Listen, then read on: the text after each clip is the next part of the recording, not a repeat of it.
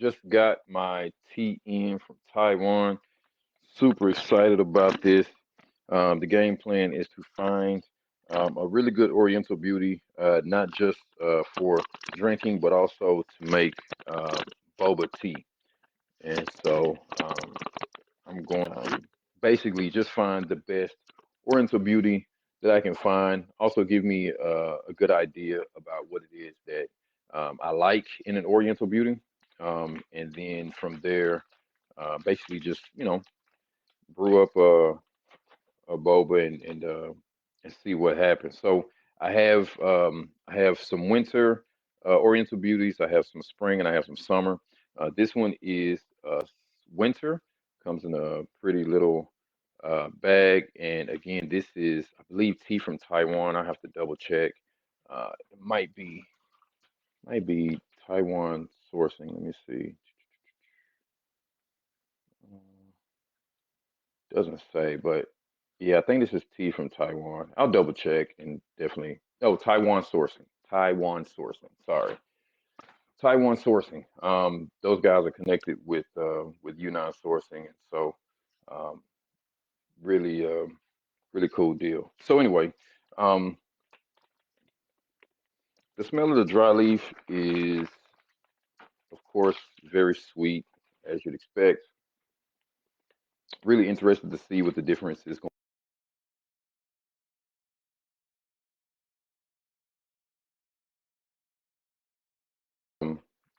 Very sweet, almost like strawberries, maybe. Um,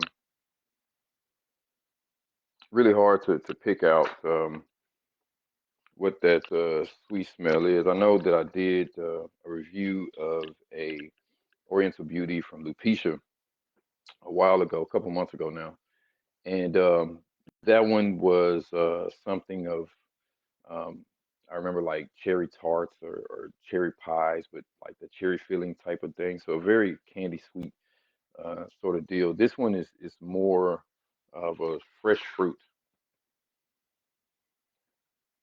or maybe fruit peel. So maybe cooked strawberries. It's hard to say. Um, anyway, this is the cold brew. 24 hours in the fridge. I did a tablespoon and a little less than 20 ounces of water. The leaves have fully opened up. I did agitate the water just a bit to make sure all the leaves got wet. Just trying to get as much as I could out of this, but um, let's see what it tastes like. So this is the liquor. Um, very clean, very clear. Not a lot of plant material, being that I did, like I said, agitate the tea quite a bit just by shaking it up. So it's a very full leaf.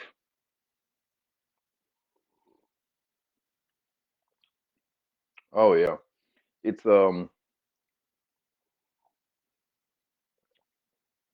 very perfuming. Definitely berries for sure. I know I said strawberry for the dry leaf, um, but the cold brew is it's much brighter um,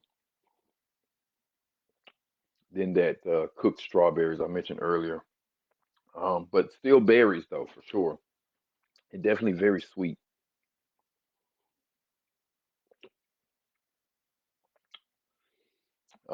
I want to say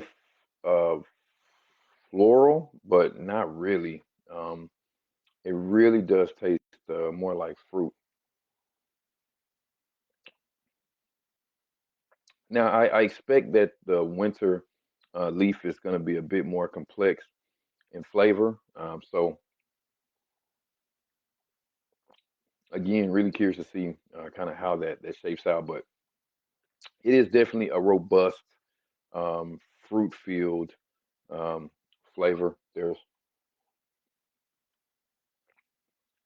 no bitterness, no bitterness at all,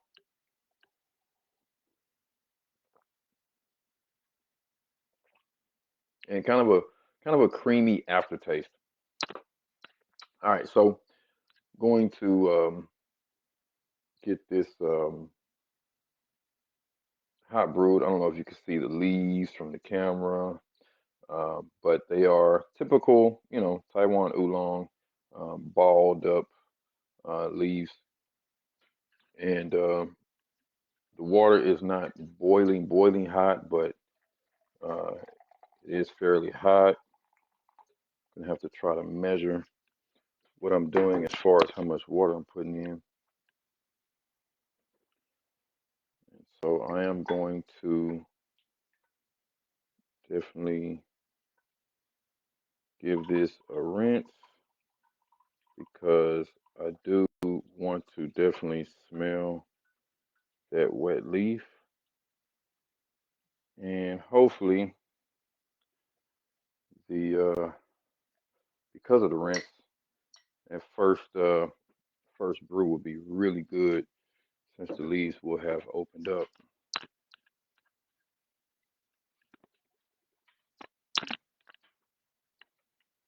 I didn't bring anything to pour the wash in.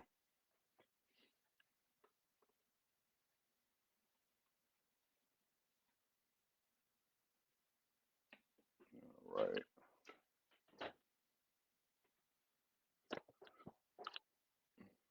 All right. See what we get on the wet leaf.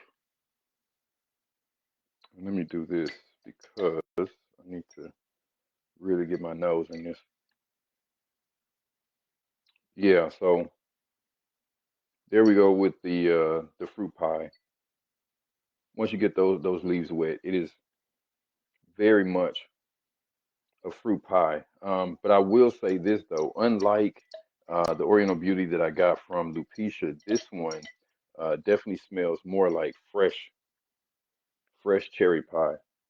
I mean those real fruit tart cherries um, in a pie. So that smells really good.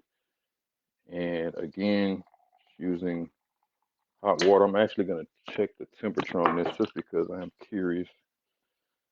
And I'm not going to do a fast infusion, but I'm also not going to leave it for a minute either. So we're hovering at right about 170, which is fairly cool for a first infusion. I typically like to brew it hotter just to really see what I can get out of it. So let's go ahead and pour this up.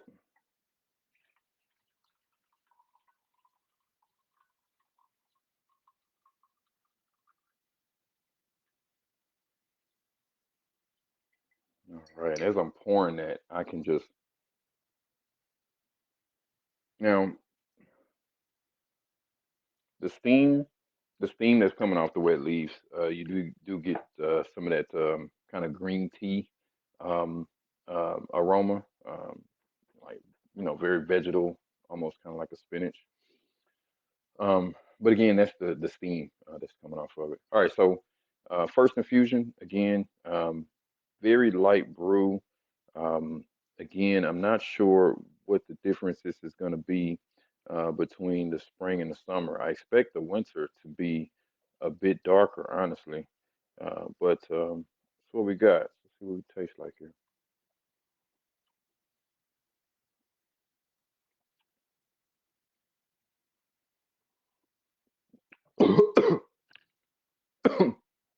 It's hot. That's funny. So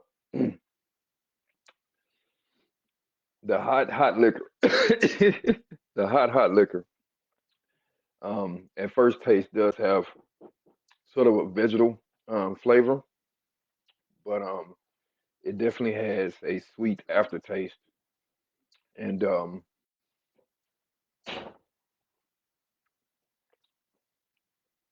and kind of a dark,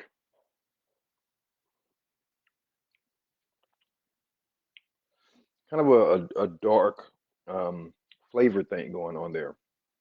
Still very much in the realm of the cherry pie though.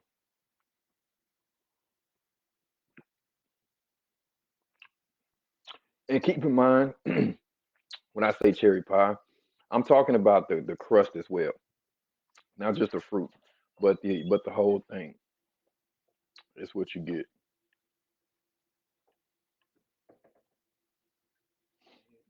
You know. So there is some of kind of a bready note there,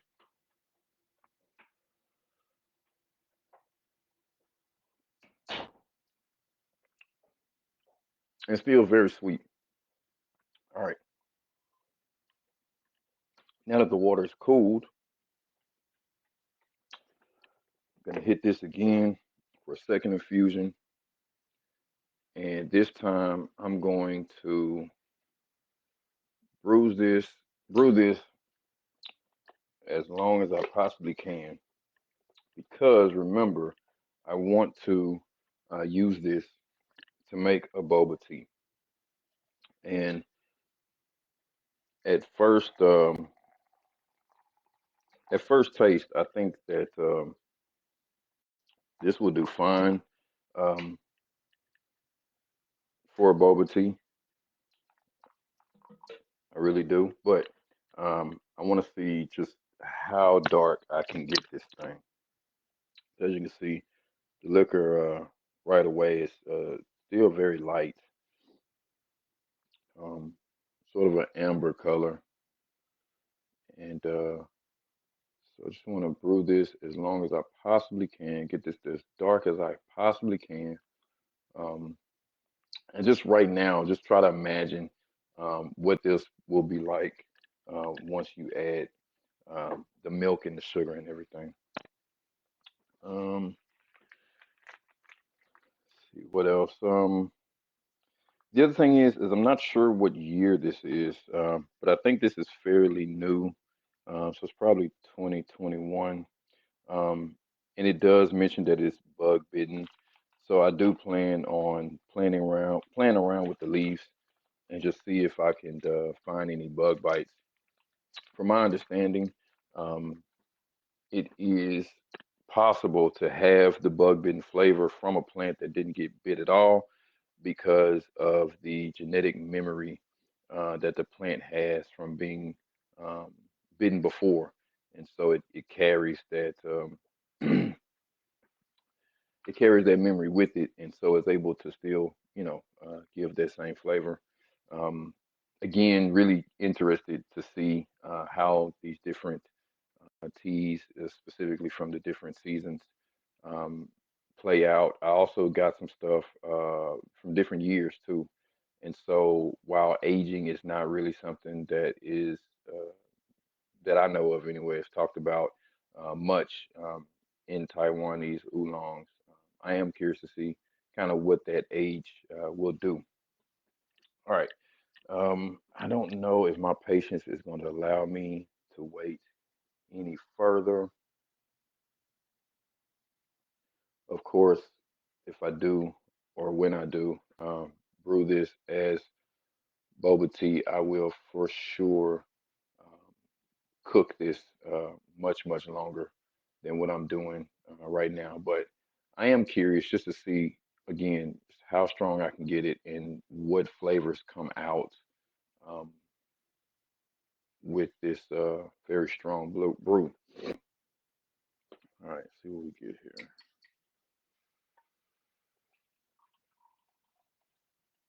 So the liquor is definitely darker. So that's a good sign. And just the smell that I'm getting off of this right away is very reminiscent of a boba tea. So that makes me happy. And the leaves are thoroughly cooked now. See if you can see those. Thoroughly cooked.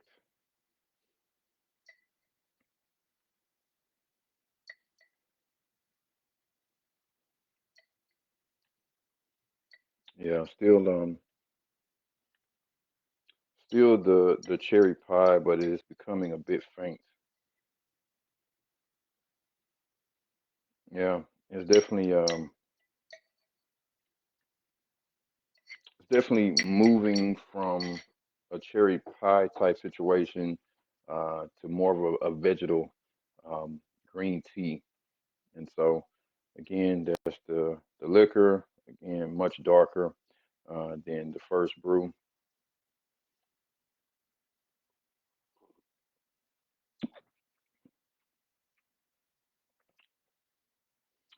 No, it stays right there in pocket. It doesn't move at all. Um,